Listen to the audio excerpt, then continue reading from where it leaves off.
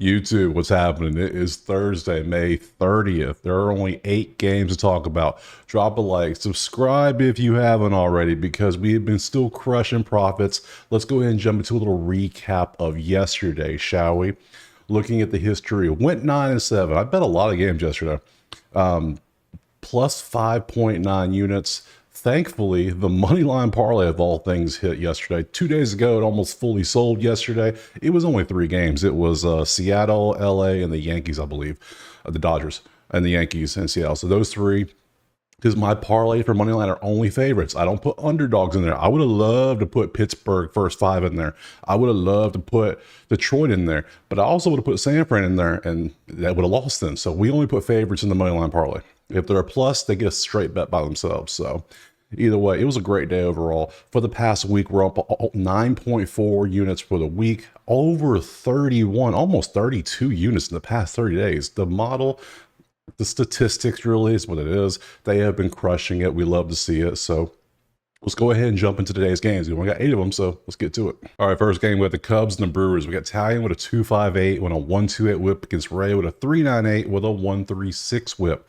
Betting markets currently have the Brewers as a slight favorite on the money line, over under 8.5 with some juice on the under in this one. Looking at the pitching matchup, Italian has a slight advantage here. Has a better ERA. Whips are about the same. Nothing really stands out here. Looking at some team stats, they tend Nerfy percent, they're right around 56% based on home and away where they are right now. So that's going to be a pass on a Nerfy. Stats wise, runs per game, we have Milwaukee at 6 runs per game in the last 3 games, and the Cubs are at 4.3 over the last 3 games. So we have slight advantage Milwaukee when it comes to the last 3 games. Batting averages wise, they're both kind of struggling in this area. Last 3 games, Milwaukee's batting 200, while the Cubs are batting 217. So not much of a difference there. They're both in the bottom half of the majors. Not good when it comes to batting. And when it comes to strikeouts, we like to see teams that don't strike out as much, but the Cubs are striking out 10.67, which is 5th worst, and Milwaukee is doing better at 8.3, so slight advantage Milwaukee. So Cubs have the better pitcher matchup in my opinion, but Milwaukee has the better stats overall. We have the numbers here at 8.5. I am not liking that because both teams are still struggling to score, especially the Cubs. Even after yesterday, they had a bunch of runs. It was great. I don't like that. So we're going to pass on the over-under. Sidewise, the numbers lean Milwaukee, the pitching leans the Cubs. That, to me, cancels each other out. We don't want to push bets unless the numbers are there. There's 162 games for every team, and they play baseball every single day except for like 3 days in July where they get a vacation. Other than that, there's plenty of things to pick. So we're going to pass on this game completely and move on to the next game. All right, next up, we got Kansas City and Minnesota. We got Singer with a 2.63 and a 1.12 whip against Paddock with a 4.39, 1.39 whip. Betting markets currently have this as a Twins as a slight favorite at home, over under 7.5 with a little bit of juice on the over in this one. Looking closer at the pitching matchup here, we see that Singer is clearly the better pitcher. Much better ERA, much better whip, much better K to walk ratio is about the same. Just has more of each of those. So Singer, in my opinion, has a pitching matchup there quite easily. Looking at some statistics, Nerfy-wise, they're about 47-ish%, so nothing really stands out there. We're going to pass on a Nerfy in this one. Looking at some runs per game, we want to see how these teams are scoring. This is over the last 3 games. We have Kansas City at 4.3 runs a game. Meanwhile, Minnesota is at 3.67. So we have advantage Kansas City when it comes to actually scoring runs. When it comes to batting average, though, Minnesota has a slight advantage. They're batting 260 as a team over the last 3 games. Minnesota is. Meanwhile, Kansas City is only batting 240. So slight advantage Minnesota in the last 3 games. And lastly, strikeouts. Kansas City striking out 8 times a game. Meanwhile, Kansas City's only Minnesota striking out 8.3 times a game. So we have 8.3 for Minnesota and 8 for Kansas City. So there's no real advantage here on the strikeout side. So we have a better pitching matchup for Kansas City. We have better runs per game for Kansas City. Slightly better batting average here for Minnesota. The numbers here are telling us that the Twins are slightly favored. Over under 7.5. I don't particularly like that when we have a good pitcher on the mound. I do, however, like the You're going to hate this. I'm taking the Royals money line. I laid off them yesterday. I did not take the Royals money line, and they won. I took the last 3 games and they lost. So we're going to go back on the train. The Royals were such a pivotal part of the green for the month. I want them to continue that dominance. So the numbers line up, and we got Singer, who's a better pitcher. I'm going to take Kansas City money line plus 105, and we're going to pass on the over-under and pass on Murphy. Next game. All right, next up, we got Oakland and Tampa Bay. We got Armstrong with a 3-9-1 with a 1-2-2 whip going up for Tampa Bay. Oakland is a mystery. They have not announced. I filmed these early in the morning, so information will eventually come out, but the game's at 1:10 Eastern, and they still haven't put nothing out. It's kind of odd. So that tells me it's not going to be anybody too impressive coming out for Oakland. So advantage already goes to Tampa Bay. Betting markets currently have the Rays as a 155 favor, money line over under 8.5 with some juice on the under in this one. Like I said, pitching matchups, Tampa Bay. Armstrong's a decent pitcher. These numbers aren't bad right here. ERA is a little high. The whip being 1-2 is not too bad compared to what Oakland's probably going to send out there today. I like Tampa Bay pitching matchup right here. Looking at some particular stats, Oakland has lost 1 in a row. Tampa Bay's won 1 in a row. Murphy percent, they're about 57, 58% on the Murphy based on where they are. That's going to be a pass for me in that area.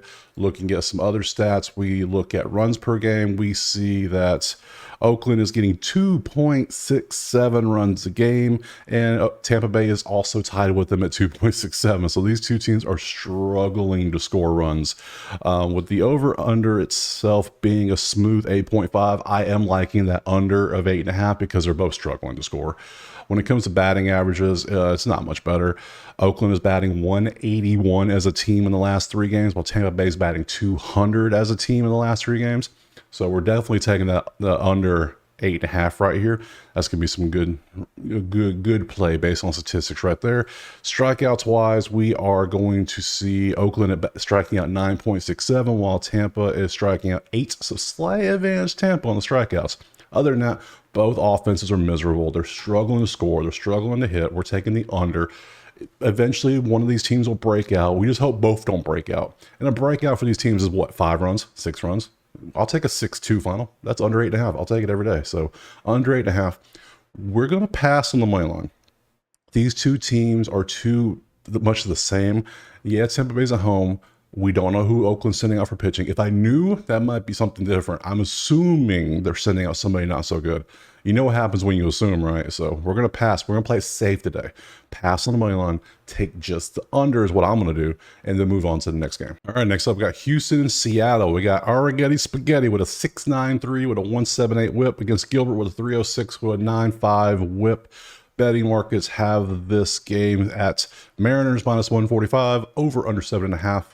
No juice on that one. So looking at the pitching matchups here, you got to go with Gilbert. Seattle has the matchup here. Arrigetti Spaghetti, he had a great game in his last game, but before that, terrible. So I don't know if he has the capability to string 2 great games in a row.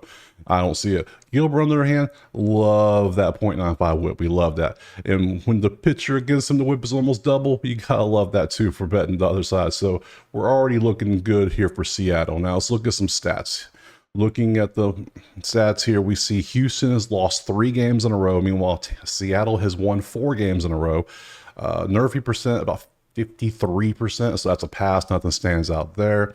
Looking at some in the last 3 games, we want to see how these teams are scoring. We see that Seattle is scoring 3 runs a game. So even though they're winning, they're not scoring much. So it's what Seattle does. Their pitching shuts you down.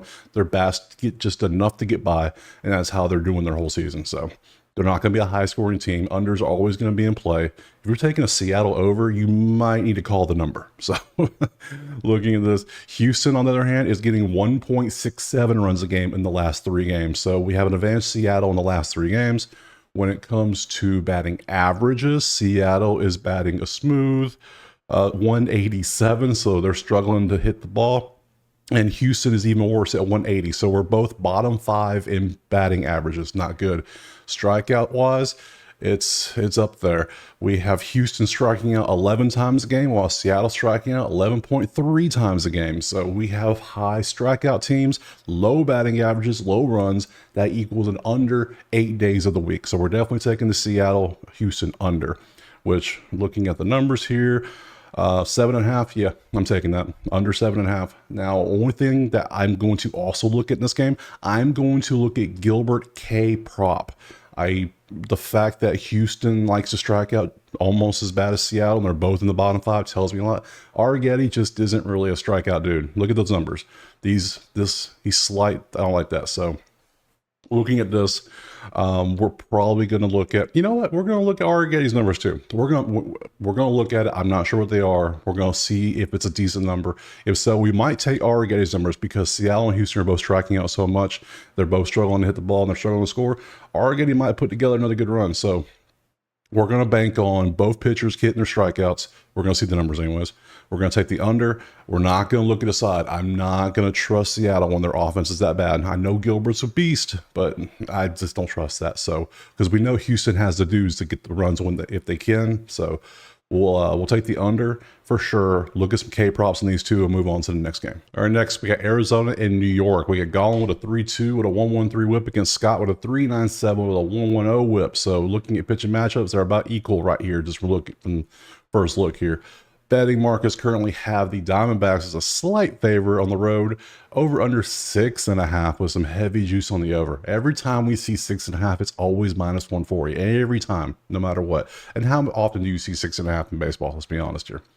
Looking at some numbers in this one, like I said, the pitching matchups, Scott has pitched way less innings, but the ERA is slightly higher, but the whip's about the same.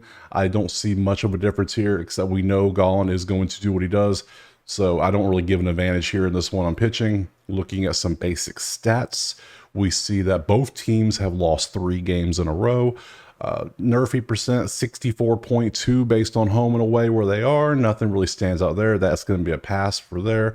Looking at other stats, when it comes to runs per game, we see that Arizona is currently sitting second to last at 1.33 runs a game over the past 3 games. Meanwhile, the Mets are right with them at 1.67. They're 28th and 29th in run scoring. So 2 teams that are absolutely miserable when it comes to scoring. Batting average wise, we see that Arizona is batting .228 over the last 3 games. Meanwhile, the Mets are batting dead last. They're the worst team batting in the majors in the last 3 games, batting a smooth 163. So we have 2 teams that cannot score runs. The Mets cannot hit the ball or score runs. Arizona's middle of the pack when it comes to batting, .228. Middle to lower, 15 to 20 range when it comes to batting. Now, when we look at strikeouts, we see that Arizona is striking out 10 times a game. Meanwhile, the Mets are... I just had them. Where'd they go? They're hiding. There they are. They're 9.67. So they're both right at the same range. So nothing stands out. No real advantage there. Looking at the matchup. Oops, wrong game. Looking at the matchups here, we see 6.5 is crazy. I like the under, but I don't love the under that much. So I'm not saying I'm not taking the under 6.5. I can't do that. So that's going to be a pass all day on that one. On the side, though, with the pitching matchup, New York is just so poor right now when it comes to batting. And Gollin, the pitching match is close to the same. This one, I'm going to do it. I'm going to have to pass on this one. I don't like the side. I like the under, but I'm not paying 6.5 juice. I'm not doing it. If it gets to 7.5, yes, I will take an under, but 6.5, no. I might even bump to 7.5 just to take it and do it that way. But other than that, that's all I'm going to do in this game and move on to the next one. Next up, we got Detroit and Boston. We got Flaherty with a 3.84 with a 108 whip against Pivetta with a 4.20, 107 whip. So 2 pitchers, almost the same. Nothing really stands out here. No advantage either side on the pitching. Looking at the betting markets, we see the Red Sox are slightly favored at home, over under 7.5 with some juice on the under in this one. Looking at some basic numbers, we are seeing that they both lost their last game. Nerfy percent-wise, they're getting about 37, 38% Nerfy. Definitely not taking a Nerfy. Almost to the point we're looking at a Yerfy in this one, but we're not going to pass. We're not going to do it. We're going to pass on that one totally. Looking at some other basic numbers, we see runs per game. We see Detroit is #1 in the majors in the last 3 games because they're scoring 8 runs a game, and that's after facing Paul Skeens. So, I mean, what can you do? And Boston is down here at 4 runs a game. So we have a big advantage for Detroit when it comes to scoring runs. When it comes to batting averages, we see that Detroit is third at 295. Meanwhile, Boston is at 243. So we have another advantage for Detroit in the last 3 games. They're batting much better.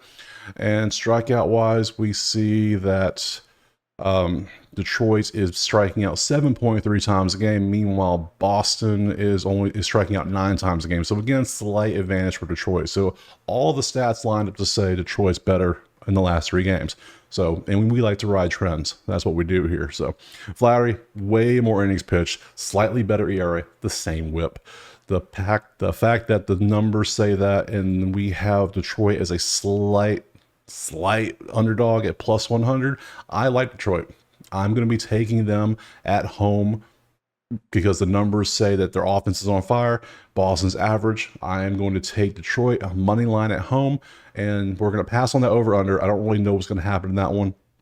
We're going to pass it on Murphy. So Detroit money line. Next game. Last game, we got the Yankees and the Angels. We got Rodon with a 2.95, 1.18 whip. Sandoval 5.6 with a 1.55. Looking at the betting numbers, we have the Yankees as a minus 190, over under 8.5. No juice either way on that one. Pitching matchup, breaking that down a little bit, we see Rodon's clearly the better pitcher. Look at the stat. ERA is better, more innings pitched, better whip, better K to walk ratio. So Rodon's definitely advantage in New York. Let's look at stats and see if the numbers lined up with that thinking too. We have the Yankees 1-1, Angels lost 1. Murphy's 50% as a pass all day. Looking at batting average, we see that the Yankees are batting 230. Meanwhile, the Angels are batting, where did they go? There they are. The Angels are batting 221. So we have they're about the same. 0.01 difference isn't much of a difference to worry about. So they're the same there. Both middle of the pack batting average wise. Runs a game, we have the Yankees at 2.33 runs a game, which isn't that good. Angels are at 3 runs a game. Slight advantage LA, but both teams are struggling to score.